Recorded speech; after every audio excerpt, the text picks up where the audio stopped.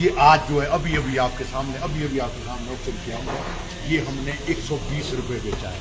तब भी किसान नहीं मानता, इनका माल है ये। यार हमारे ये लोकल गांव में रे हो गया, इन्होंने बहुत बड़ी फार्मिंग की है। एक पालू भाणंद है हमारा, तो इन्होंने बड़ी मेहनत से उगाया इसको और 120 रुपये में भी ये कम कह रहे हैं, जबकि कंपनी ने रेट 95 खोला है। तो मैं अपने इनको किसान भाइयों को भी समझा रहा हूँ कि कंपनी का रेट 95 और हमारा 120, इसमें आपने एक आधा दाना सभी ठोका होगी, वो भी चलता है हमारे पास। तो मतलब वो तो बिल्कुल नहीं, कंपनी तो कोई बिल्कुल नहीं मानती। तो सरकार ने कंपनीज को जो है इतना बड़ा अनुदान दिया, जमीन सस्ती दी, सब कुछ करने के बावजूद हमारे पास देखो जी, मंत्री जी भी आते हैं चेकिंग करने, तहसीलदार साहब भी आते हैं, एसडीएम साहब भी आते हैं, और क्या नाम एपीएमसी वाले भी आते हैं। रोज हमारा गुटखा वो सब चेक करते हैं। हम तो इसको बिल्कुल जैसा गवर्नमेंट ने कहा किलो के हिसाब से बेचते हैं। हमें गवर्नमेंट का ये नहीं समझ आता, इतनी मार्केट फीस देते हैं। मैंने अपने जीवन में नारकंडा में 80 लाख रुपए मार्केट फीस दी थी। राजा वीरभद्र सिंह ने मुझे सबसे बड़ा इनाम दिया था। इनकम टैक्स का भी मैं सबसे बड़ा पेई यहाँ पे मुझे इनकम टैक्स से बड़ा भारी इनाम मिला था।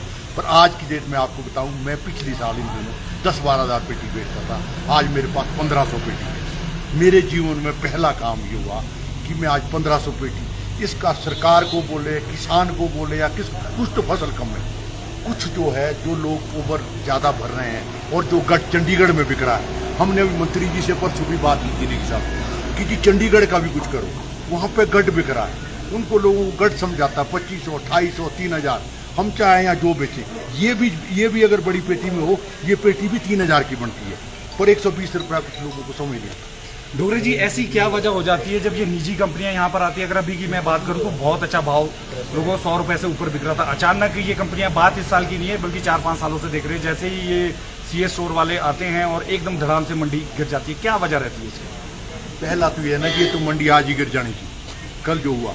पर ये जो परसों बारिश हुई उसने रास्ते रोक दिए, माल नहीं है, इसलिए ये बिक रहा है। आपको मैं आज आपके माध्यम से बता देना चाहता हूँ, सरकार को भी और किसानों को भी, आप 5 दिन रुकिए, एक तारीख के बाद देखो रेट कैसे नीचे आता है।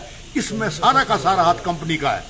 उन्होंने आज भी कह दिया है कि हम जिसमें ज़्यादा रस्टिंग है वो नहीं लेंगे। हम भी कंपनी वालों से बात करते हैं और रिजेक्शन हुआ बहुत होता है। और जो सेब उन्होंने 70 रुपये रेट किया है उसको आज हम 90 रुपये बेच रहे हैं, जिनका उन्होंने 95 रेट किया है उसको 120 रुपये बेच रहे हैं। अगर ये कल से अराइवल खुल गया तो हम आपको परसों 1 तारीख को ही बता देंगे, ये भाव आधे आ जाएंगे। और ये सब कंपनी की मेहरबानी है और कुछ सरकार की भी मेहरबानी है, क्योंकि सरकार कंपनी की तो चेकिंग नहीं करती। आड़तियों के लिए तो एसडीएम साहब भी हैं, तहसीलदार साहब भी है, एपीएमसी भी है, और भी कई है, जो सब कोई जो कहीं नहीं वो यहाँ आता है, गुटखा उठाता है, दिखाओ भाई क्या बेच रहे, कांटा दिखाओ। वजन वाले भी आते हैं, कांटा दिखाओ। इसमें मोड़ लगा के हम रोज मोड़ लगाते हैं कांटे में, ये कांटा है जी, ये वजन है जी, ये किसानों से ही बात कराते हैं। किसान खुश है, सरकार फिर भी इतनी बड़ी चेकिंग। हम तो ये कहते हैं ना कि किसान के जो नेता है वो भी यहाँ आए, आम किसान से पूछे कि किसान तो खुश है ना। अगर यहाँ पर मैं अदानी की बात करूँ, रोष देखने को जरूर यहाँ पर मिल रहा है, क्योंकि काफ़ी एक्सपीरियंस यहाँ पर है और लंबे समय से यहाँ पर काम कर रहे हैं। क्योंकि जैसे आपने कहा है कि इन पे भी कहीं ना कहीं सरकार का चाबुक चलना चाहिए, तो क्या करना चाहिए सरकार को इन कंपनियों के लिए? जिस तरह हमारी चेकिंग करते हैं ना जी, जिस तरह हमारे को कहते हैं, हमारे पास तो क्या नाम किसान नेता भी आते हैं, कहते हैं ये तुमने ऐसे कर दिया वैसे। ये हम किसान नेता को भी कहते हैं और सरकार को भी। हम खासकर हम हॉर्टिकल्चर मिनिस्टर साहब को कह रहे हैं कि जिस तरह का हमारे पर आपने ऐसा नहीं कोई किया, जो हमने आदेश आपका माना, तो ये जरूरी थोड़ी है हम हिमाचल लिए, यहाँ अगर दिल्ली काट की उसने भी आपका आदेश माना, तो कंपनी क्यों नहीं आपका आदेश मानती?